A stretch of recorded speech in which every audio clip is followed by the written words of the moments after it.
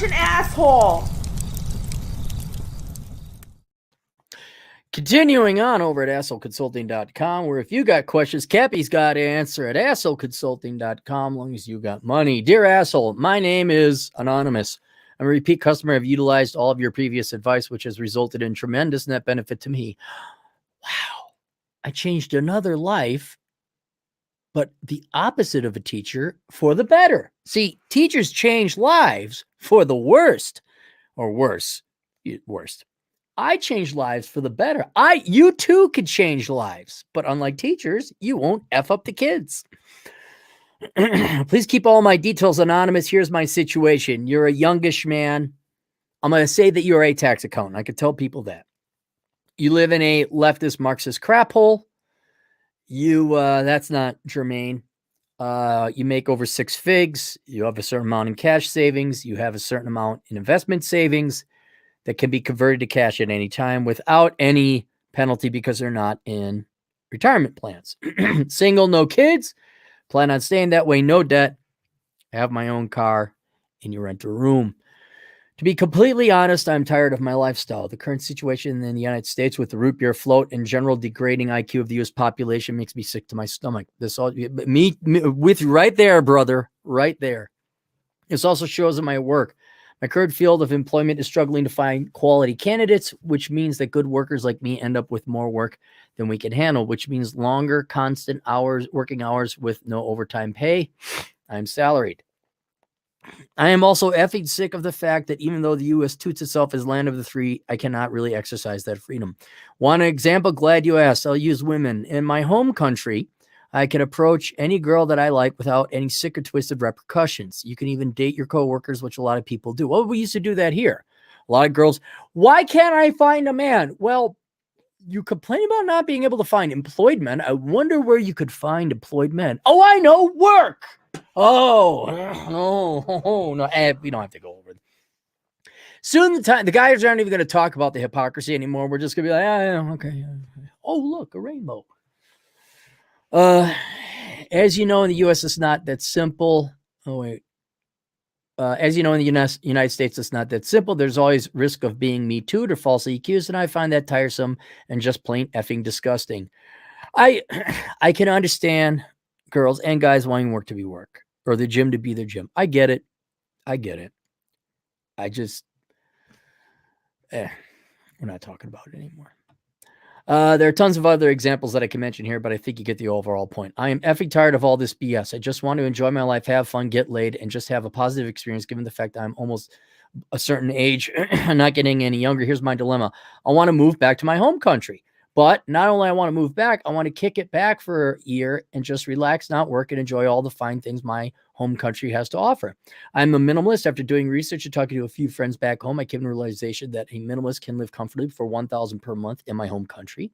Since I am a square, I decided to bump that number up to $2,000 just to be safe side. Well, yeah, that's very safe. That's very wise. Which means to implement my plan, I will need about $24,000 per year. Plan on working another 2 years, bringing my investments to about $200,000 and my cash savings to about $40,000. After that, I plan on taking a long vacation for about 4 weeks and go to the home country in order to scout a few cities and living arrangements. After those 4 weeks, I plan on coming back to the United States, work for another 6 to 8 months, and quit my job in order to move to the home country for a whole year if I end up like a scouting trip. All right. Well, I'll go through that later. Here's my dilemma. Despite being well off financially, I'm scared as bleep of leaving my cushy job and taking 1 year off from the working world. To be honest, if I end up liking living abroad for a whole year, I might just stay there and figure out some way to make money online or set up my own shop. I wonder if being a tax accountant is conducive. I wonder, because everybody's doing ledgers and accounting on handwritten paper. Do you have an abacus by chance? Do you know what an abacus is? Do you have an abacus?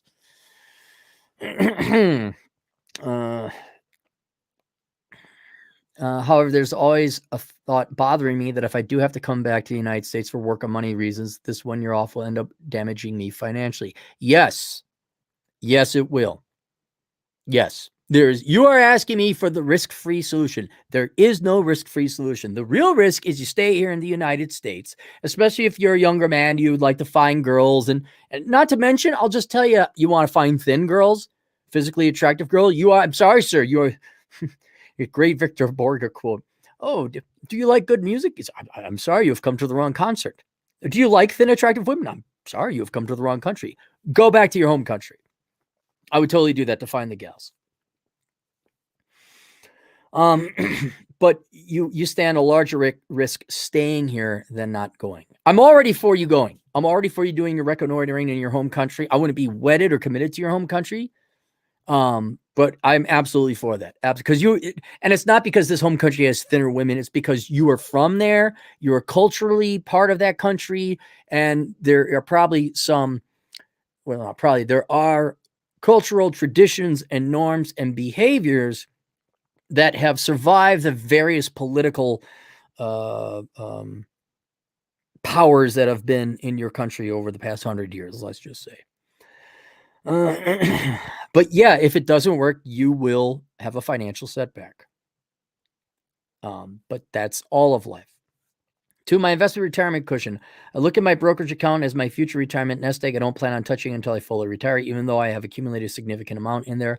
I can't toss away a thought from my head that if I stop contributing and working for a whole year, it will damage me financially. Yes, it will. The question is whether you could look. Yesterday I didn't work. Did that damage me financially? Yes. But you can't just work all the time, man. And you can't always live out of fear. Oh, I might have, if I enjoy life, if I make a decision to enjoy life and go after not obese, loud, cackling women, then I might not make as much money. True. Yes. Yes, that is true.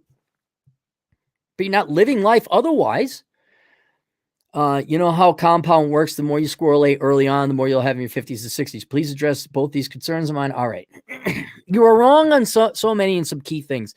You tell me you're a minimalist. You got enough money that if you just let it sit there and grow and you just get by, you just work, you're going to be fine.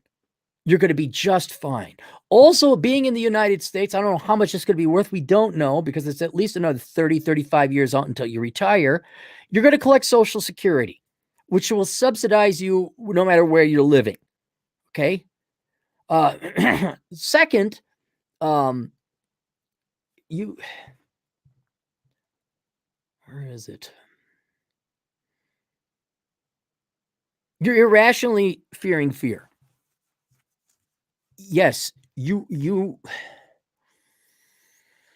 I want to go to a different country, but I'd like to keep my 6-figure job. That's not going to happen. There's always going to be a trade-off in risk, right? So that's the other thing. Knock it off. You got enough money.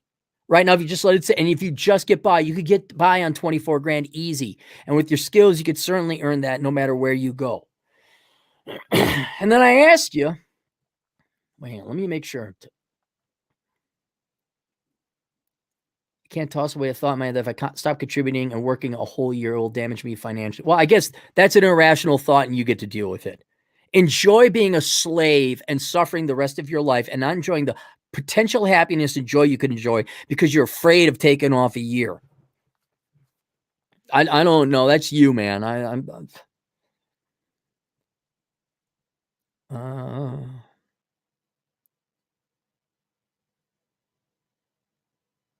Okay, and here's another irrational. Despite being well off financially, I'm scared as bleep of leaving my cushy job. It's the golden handcuffs and taking a year off from the working world. To be honest, if I end up liking living abroad for a whole year, I might just stay there and figure out some way to make money or set up my own shop. However, there's always a thought bothering me that if I do have to come back to the U.S. for this 1 year off will end up damaging me financially. Well, financially damage you, and it might actually hurt your career. Like, well, where were you? Why were you going? I was traveling the world. Oh, okay. I don't think that's going to prevent your career. And here's the other thing.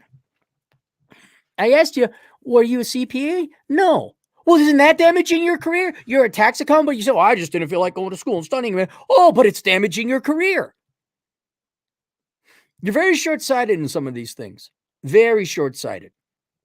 If you want to have that fear assuaged, well, let me go over the final point. And and then we'll talk about your CPA or the lack thereof.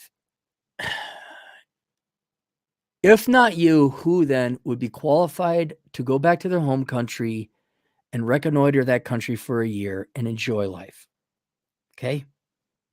If it's not a single young man who has no debts, no responsibilities, no obligations, and a mobile skill he can do anywhere from the world, if not you, then who? Because it sure as hell isn't the single mom of 5 with 6 different baby daddies.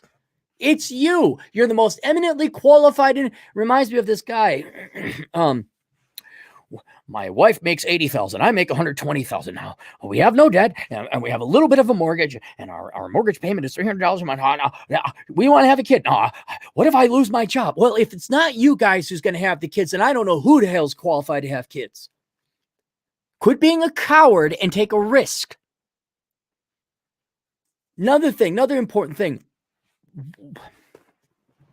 Could have swore. Hang on, let me take a look. This is the Batch of Pat Economics, the Financial Advice Bible for Men. How long ago? Did I write this a while ago?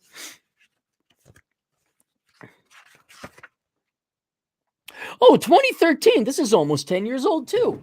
I could have sworn here somewhere I said that it is every man's mandatory part-time job to not only go to the gym, but a mandatory part-time job to find a modicum of self-employment. And you, sir, have no excuse. You are a tax accountant. You can open up your own shop. Now, if you had a CPA, that would be a lot better. And what I would recommend you do if you have 2 years, I would strongly recommend you start studying for your CPA, or at minimum, you open up, one, you're going to open up your own company and do some bookkeeping and get some clients online and only online. Then you're also going to study for your CPA. You're going to get your CPA so you can charge even more money and do taxes, which you're eminently qualified to do. Right? You don't even have to get the CPA. And then after 2 years' time, I'd say a year time, you should have enough clients in your portfolio that you could do things online, that you could fly back to the home country and you could tell your job to F off. You don't have to even be around for 2 years. You got the money, you got the cash, you got everything. You just lack a pair of balls. The prison door is open. You're just not going to walk through it. And I don't know what it is with people and the fear of entrepreneurship, especially when it doesn't cost anything. I could understand if I want to build a car manufacturing company. Well, that takes a lot of time and there's some significant capital investment. You could easily go bankrupt. You're an effing accountant. You need a laptop and internet. That's it. That's all you need. It's not even being a dentist. A dentist has some capital investment. You have a laptop, a screen, maybe in your case, an abacus, and internet. That's all you need. And if you need to take on you need clients, contact me. Chad Elkins has some clients. He's got to turn away work, just like your business does. Isn't that a hint or a clue? Heck, if you did it right, if you're very polite, you go to your boss, say, look, I'm traveling. I'm going back to the home country. If your boss is a guy, so keep this. I want to find a wife. I want to find a traditional woman. I'm going back to my home country. I'm just not finding it here in the United States. I think it's going to be better, and I need at least a year. And ideally, I'd like to work remotely for you. Keep your health insurance or whatever. I understand if that's not an option, but I'm going to open up my own little company. I open up a little company on the side. I've taken on some clients. If you got some accounting work you'd like to send my way, that's great, but I got to go. And if you're honest like that, you could come back, probably have your job if things don't work out back in the home country. All right. But you will forever be stuck in that incredibly crappy state of the United States with its taxes and its traffic and its obnoxious and fat women. And you will never go back to the home country. You will never enjoy the home country, and you'll be stuck here. And all of these people who are morons and idiots getting your orders wrong, and that's as good. It's not going to get any better. All right. Screwing up your order at Subway, that's going to be the least of your concerns in 10 years, because when the electricity ain't working, or we don't have construction or road, as you're finding out, we don't have enough tax accountants. If not now, and if not you, when and who? Set up an LLC or go to the home country and I'd set up the company there. Get yourself a payment processor in the home country. Start advertising in the United States. They're not going to care. It's still money the same way. Get a client base. Work another year. You have enough money, you can go now. And then go without fear. But please, for the love of God, the door to your prison cell is open. All you got to do is walk through it. That's it. And I don't know why people are so afraid of entrepreneurship, because what you really ought to be afraid of is working for somebody for the rest of your life. All right. Any super chats? One. Channel 1800 Dumb, our New Zealand agent in the field, for $2. A super sticker. Thank you very much. And here, Bachelor Pad Economics is a great tome, especially the chapter on girls. Yep. It's awesome. It's a great book. You should all read it. All right. If you would kindly get the book Bachelor Pad Economics and subscribe to the channel if you have not. We're closing in on 100,000 subscribers. And when I get to the 100,000, I get a plastic trophy. Yay. Like I said. All right. We'll see you guys later. Toodles.